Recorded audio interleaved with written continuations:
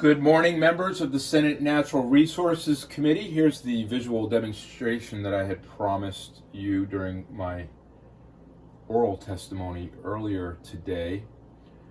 I'm relying on some of my past experience as a middle school science teacher here, and it's been some years, so please forgive me if my video performance isn't as smooth as it once was.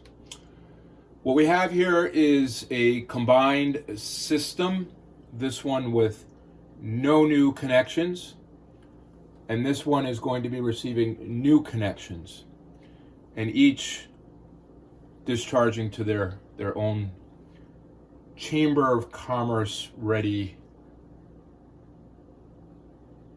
beautiful lake.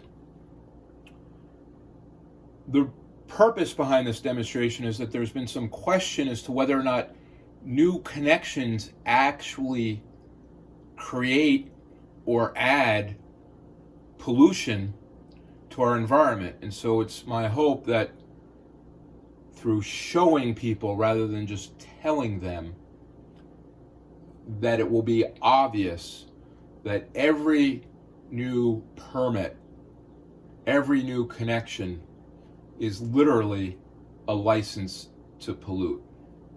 So here we have our 2 inches of rainwater, and here in our combined system that's receiving no new connections, there's always background level of contamination that exists in even treated sewage water.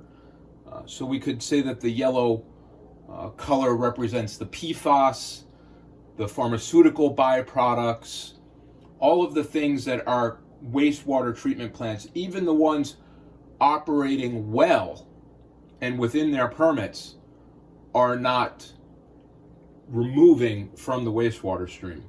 So in a combined system, when it rains, the intention is that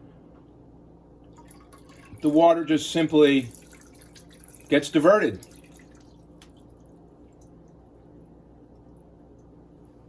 Goes into the system, and then literally, when I say system, sometimes it'll reach the plant, sometimes it gets diverted before the plant, and eventually it all goes into our lake.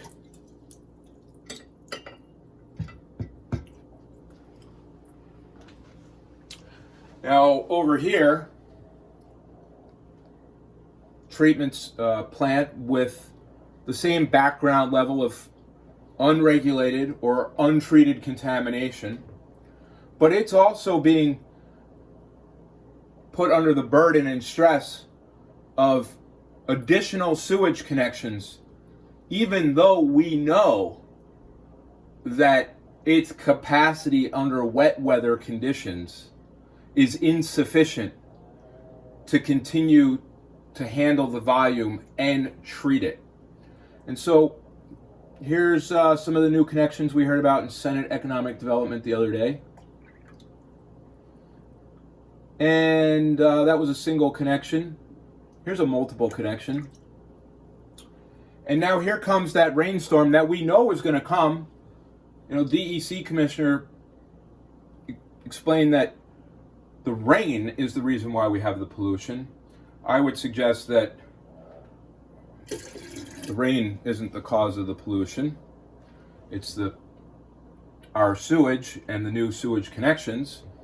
But the rain comes, we know it's going to overflow. It overflows. In some cases, it'll overflow directly into our drinking water supply. But in the cases of places like Rutland, it'll overflow into East Creek, into Otter Creek, and eventually it all overflows and ends up in Lake Champlain. At this point, I hope you're convinced that there is no way to add new connections and not create additional pollution downstream. It doesn't go away. It aggregates, it accumulates, and eventually, at a certain point in time, the ecosystem will collapse, as it already has in places like St. Albans Bay, where we have Stevens Brook, Jewett Brook, Black Brook, all of them, their ability to support aquatic life has been undermined. So thank you again for everything you do for the state of Vermont. My name is James Ehlers. This is March 17th, 2021, an addendum to my testimony on S101 and the need to strip sections 10 and 11 from that piece of legislation. Thank you.